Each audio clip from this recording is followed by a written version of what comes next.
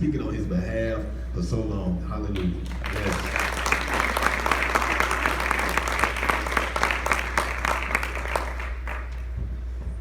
Testing.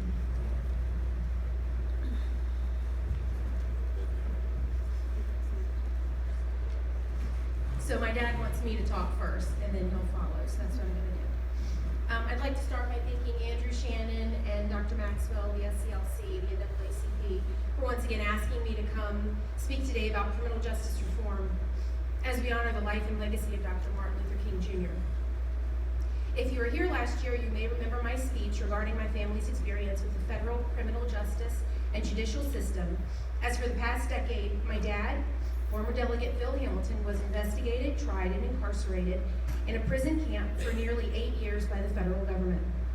By the grace of God, he was released to the control of a local federal halfway house on June 27, 2019, and has lived with my family and I since that time.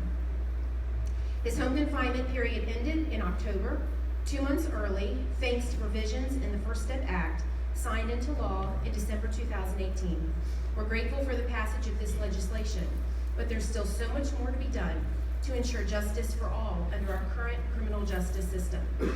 The reality is that most Americans turn a blind eye to the rampant injustices in our court and criminal justice systems, either because they deem those behind prison walls as criminals who are merely getting what they deserve, or they are simply unaware of what is really happening in our courts, jails, and prisons.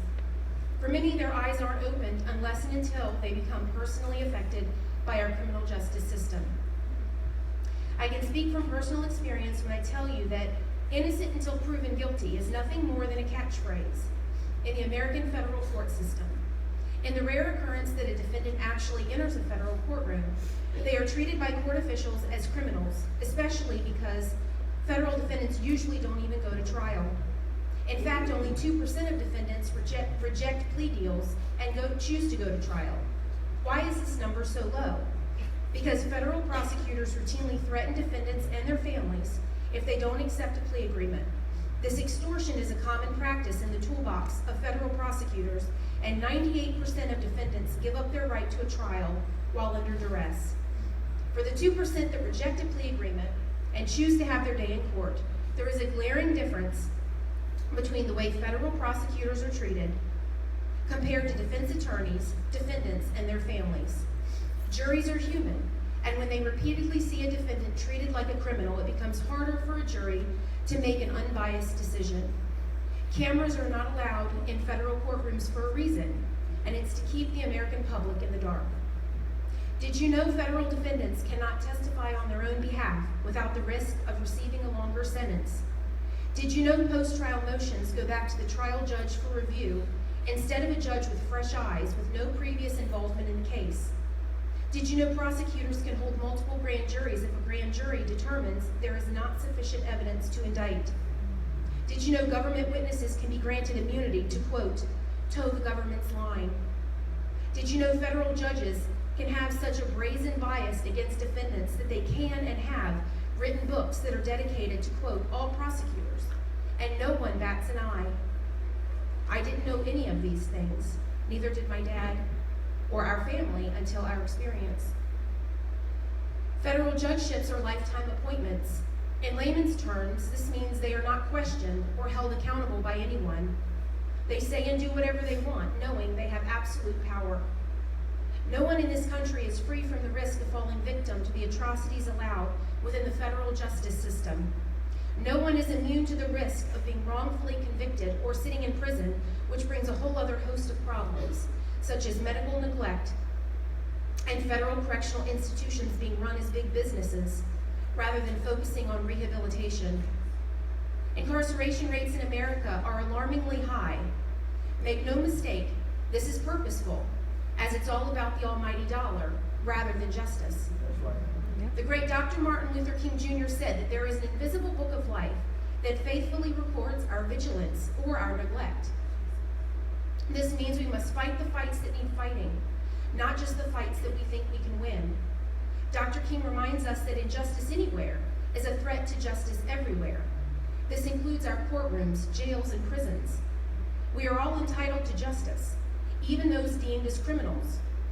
Martin Luther King Jr. was killed in 1968, but as long as we do our part to fight for justice for all, he will never be silenced. Thank you.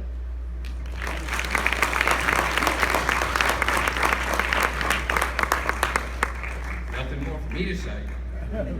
Tough act to follow. Andy, Reverend Maxwell, the other ministers that are here, elected officials, congratulations, Shelley. I did it for 21 years, so I don't know if I should have sympathy or congratulations, but I'll give you congratulations. Gary, Tiffany, all of those, Will, it's good to see you again. All of those that have chosen at one point in time to step up and ask the citizens for your vote. It's a very humbling experience, and it comes with a tremendous responsibility. Part of that responsibility is to try in some small way to carry out the dream that Martin Luther King laid out in that Washington Mall so many years ago. The bottom line for me as I listen and read words from that speech are that it is all about justice. And what is justice? Seems to be it's in the eye of the beholder. There doesn't seem to be a consistent standard that runs through. The movie Just Mercy that's recently been released is a prime example of that. I will tell you that in the time that I was incarcerated, a big discussion question that I had with other inmates was, why did you plead guilty if you tell me you didn't do what you were convicted of? And as my daughter said, the answer was simple. They didn't want to roll the dice with the judges, the prosecutors, and the juries, because that's what it is. It's a crapshoot.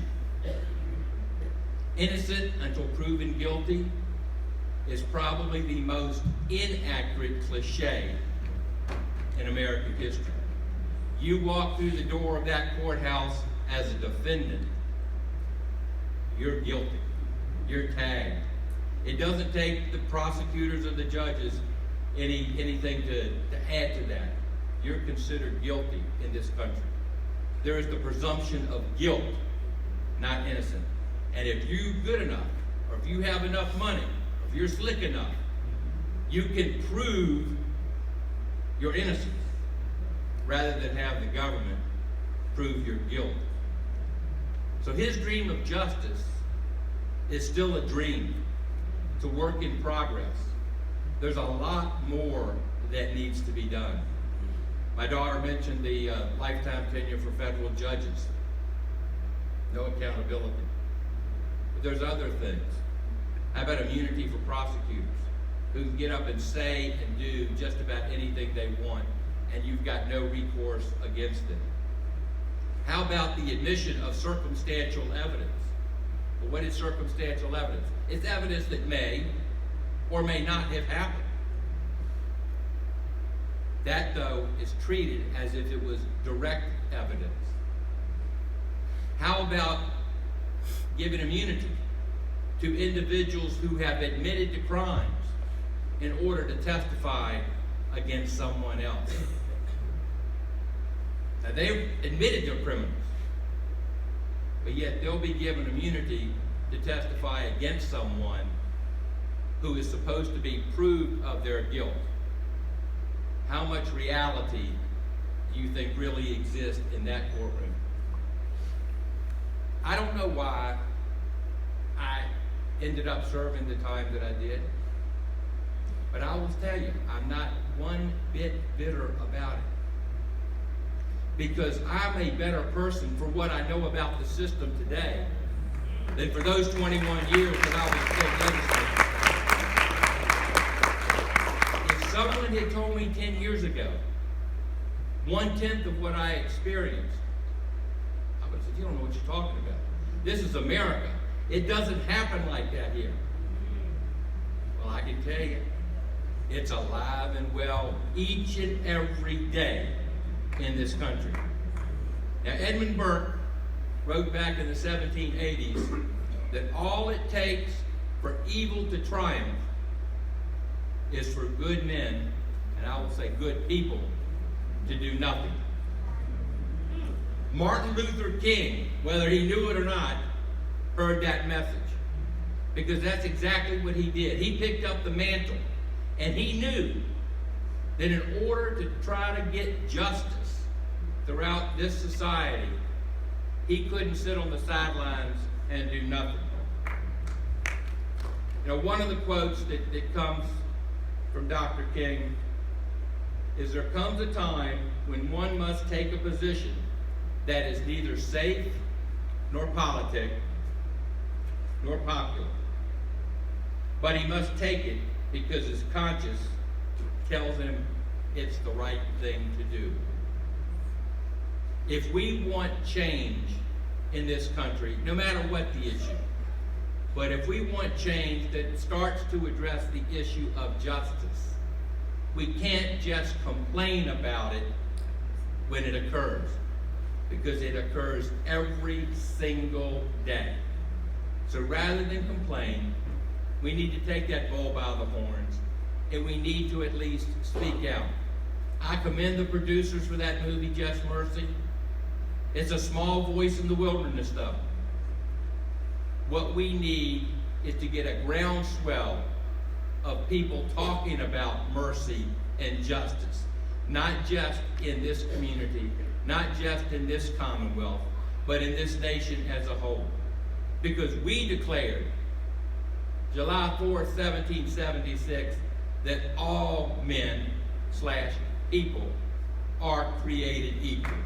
The system needs to live up to that dream from so many hundreds of years ago. Again, I feel blessed to be able to participate in this part of the ceremony today. God bless each and every one of you, and keep the dream alive. Thank you.